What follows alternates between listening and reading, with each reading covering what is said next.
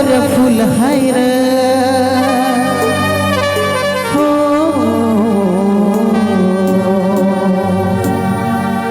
मानव धर्माची पोळी जरी पावर फुल हाय र हो त्या पोळीला भाजणारी ती पोळीशी जेवणारी वाराणसीची चूल हाय र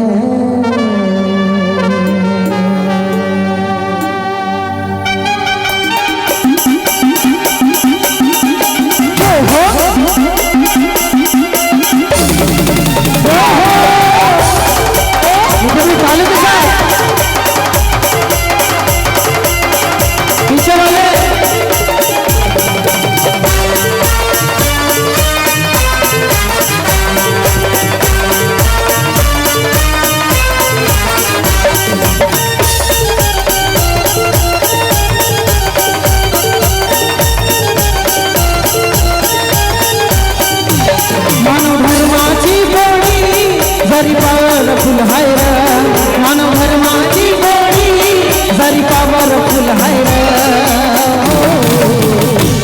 त्या पोळीला भजनारी त्या पोळीला भजनारी वाराणसीची चूल हाय र त्या पोळीला भजनारी वाराणसीची चूल हाय र त्या पोळीला भजनारी वाराणसीची चूल हाय र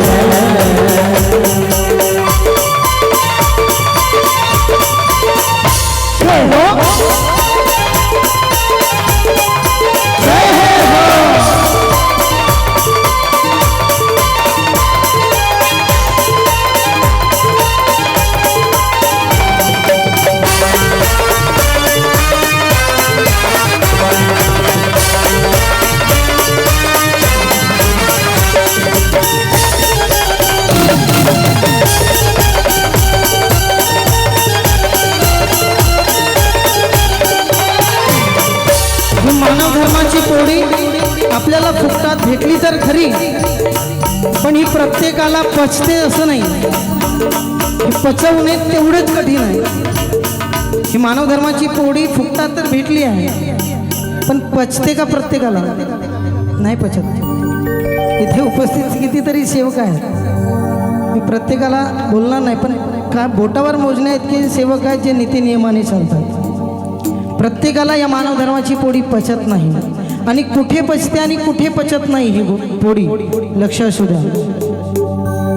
जिथे व्यसन सुटले नाही, जिथे व्यसन सुटले नाही, तिथे पोळी पचली नाही, तिथे पोळी पचली नाही, तिथे पोळी पचली नाही. अशी एकही पोळी तीन, अशी एकही पोळी तीन कधी कच्ची ठेवली नाही.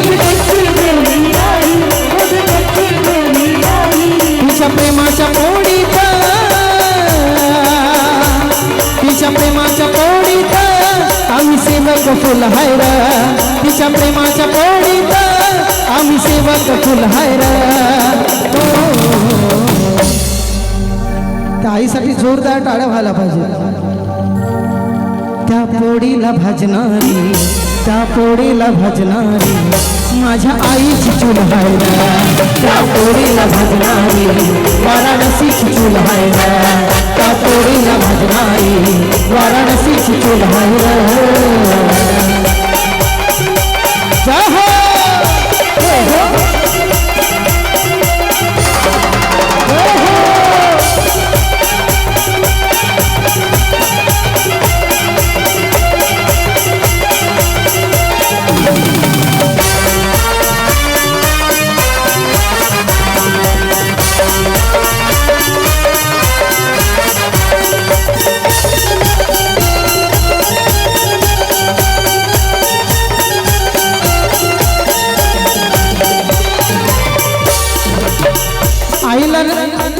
आईला जाणून घ्यायचं असेल तर आपल्याला काय करावं लागेल? महान त्यागी बाबा जमदेवजींना वाचावं लागेल, त्यांचं कार्य अंगीकारावं लागेल. म्हणून कार्य बाबाचे बघ निर्खुण, कार्य बाबाचे बघ निर्खुण, तेव्हा दिसेल वाराणसी आई, जेव्हा दिसेल वाराणसी आई, जेव्हा दिसेल वाराणसी आई, तेव्हा कळेल तिची कमाई, पडेल तिची कमाई, तेव्हा पडेल तिची कमाई. जन्मोजन्मी न फिटणारा, जन्मोजन्मी न फिटणारा असं कष्टाचं बिल हाय रे, जन्मोजन्मी न फिटणारा असं कष्टाचं बिल हाय रे.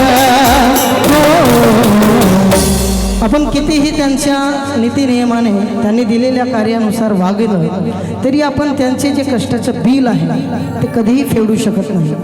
कुणाकुणाला माहीत आहे बाबा जुमदेवजीला वाराणसी आईने स्वतःचं आयुष्य दिलेलं होतं? किती लोकांना माहीत आहे? खूप कमी लोक. बाबा जुमदेवजी ज्यावेळी जीवनाच्या अंतिम वाटेवरती होते त्यावेळी स्वतःचे आयुष्य बाबाला दिलेलं होतं. भगवंतासमोर 15 वर्षाची मागणी केलेली होती, पण त्यापैकी 6 वर्ष 2 महिने आणि 3 दिवसाचे आयुष्य माझ्या भावाला लागलं आणि 1990ला वाराणसी या परमेश्वरात विलीन झाल्या आणि 1996ला बाबा जुमदेवजी हे परमेश्वरात विलीन झाले.